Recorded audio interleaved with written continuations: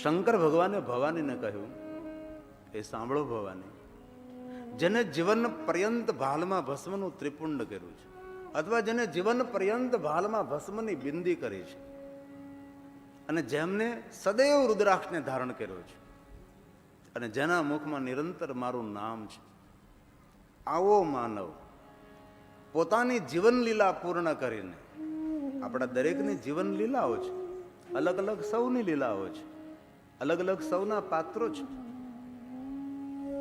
જીવન પર્યંત જેને ભાલમાં ભસ્મની બિંદી કરી છે, જેને નિરંતર મારું નામ લીધું છે, ને જેના કંઠમાં રુદ્રાક્ષ સદૈવ ધારણ કર્યો છે, એવો કોઈ મારો પરમ ભક્ત પોતાની જીવન લીલાને પૂર્ણ કરી પોતાનું શરીર શાંત થાય છે, અને જીવ જ્યારે શિવલોક તરફ આવે છે, ત્યારે હે ભવાની, હું શિવલોકમાં બેઠા બેઠા નિરંતર તેને નિહાળું છું.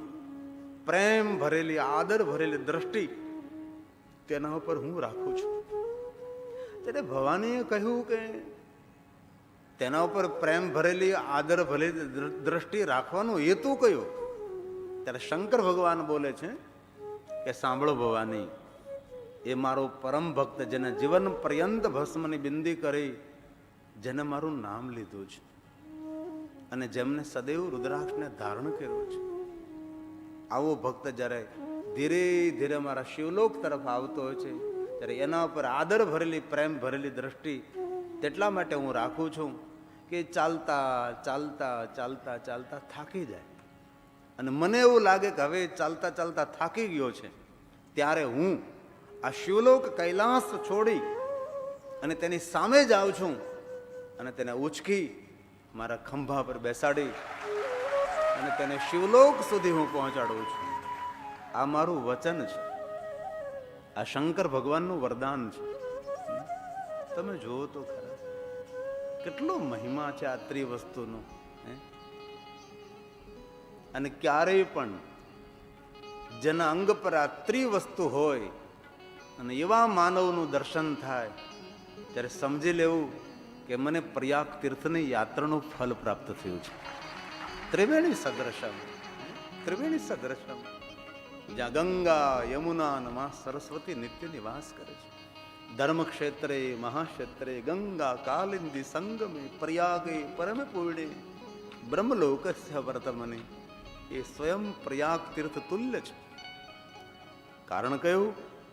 શિવનું નામ એ ગંગાનું સ્વરૂપ છે, અને ભસ્મ યમુનાનું સ્વરૂપ છે, અને વિધિનામ પ્રોક્તામ રુદ્રાક્ષ, સ્વયં સરસ્વતી સ્વરૂપે એ રુદ્રાક્ષ છે.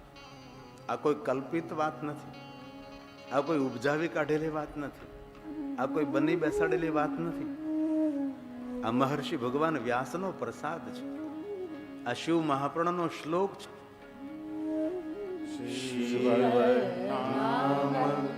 યથા ગંગા, મહાદેવનું નામ સ્વયં ગંગા છે, और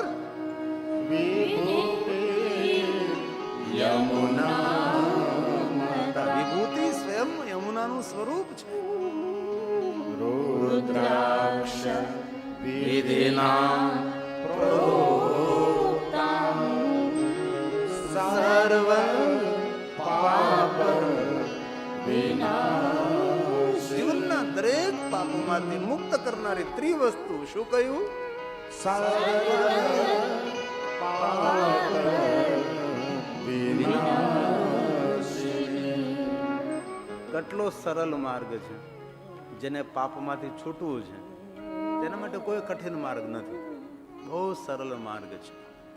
હવે ભસ્મની બિંદી આપણે ભાલમાં કરીએ, એમાં આપણને ક્યાંક મોટી તકલીફો પડે છે, અને રુદ્રાક્ષ તો બહુ સરળતાથી પ્રાપ્ત થાય છે. આજના માણસોને આપણે જોઈએ તો 500 ગ્રામ સોનું પહેરી શકે છે, પણ એક રુદ્રાક્ષ નથી પહેરી શકતો. પણ સોનું સુવા ન દે, રુદ્રાક્ષ આરામ અપાવે છે.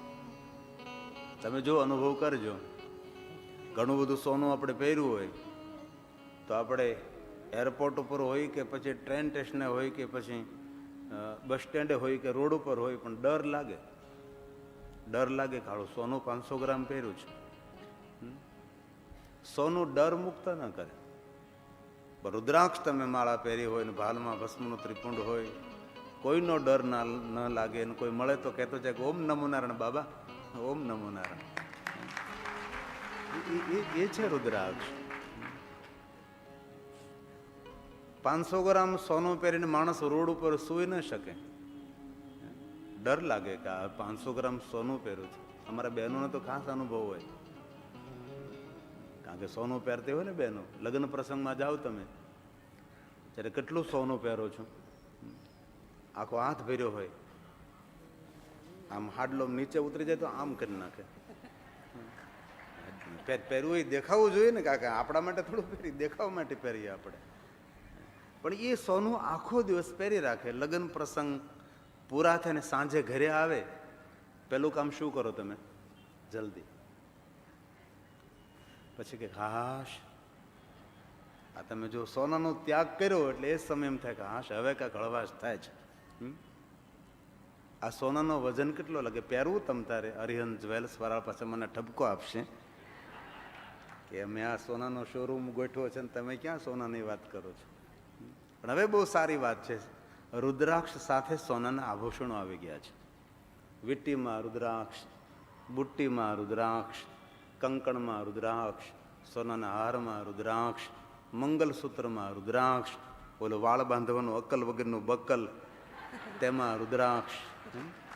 કેટલી સુંદર વાત છે. આભૂષણોમાં રુદ્રાક્ષ આવી ગયા, સારી વાત કહેવાય ને. હેરપિન એમાં પણ રુદ્રાક્ષ હોય છે. અને માનવ માત્ર રુદ્રાક્ષ પહેરવો જોઈએ. મને આમ પૂછવાની ઈચ્છા તો થાય છે, કેટલા જણાએ રુદ્રાક્ષ પહેર્યો છે? વાહ, સાબાશ, ખૂબ ખૂબ ધન્યવાદ. આપના સૌ માટે એક તાલે. સાબાશ. ભલે વધારે ન પહેરી શકો પણ કમસે કમ એક રુદ્રાક્ષ તો આપણા અંગ ઉપર હોવો જોઈએ. વધારે પહેરો તો બહુ સારી વાત છે. આમ તો શિવ મહાપુરાણમાં કહ્યું કે 1100 રુદ્રાક્ષ પહેરવા, પણ એટલા બધા તો આપણે ન પહેરી શકીએ, પણ કમસે કમ એક રુદ્રાક્ષ પહેરીએ તો પણ શિવની બહુ જ કૃપા રહે છે, આપણી રક્ષા કરે. રુદ્રાક્ષ આપણી રક્ષા કરે છે. અરિહંત જ્વેલર્સ, આ કેટલું સારું જોવો તમે.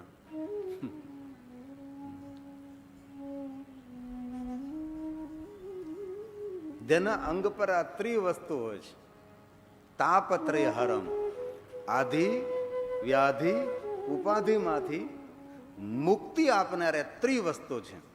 એ છે રુદ્રાક્ષ, શિવનામ ઓર ભસ્મ. અને ભગવાન વિષ્ણુજીએ કહ્યું કે નારદ, શિવ મહાપણ કથાનું શ્રવણ કરો, કથા શ્રવણ કર્યા બાદ તેનું મનન કરો, અને મહાદેવના ભક્તોના સંગમાં રહી શિવ ભક્તોની સેવા કરો. તમારું સર્વ રીતે મંગલ થશે, આપનું સર્વ રીતે કલ્યાણ થશે.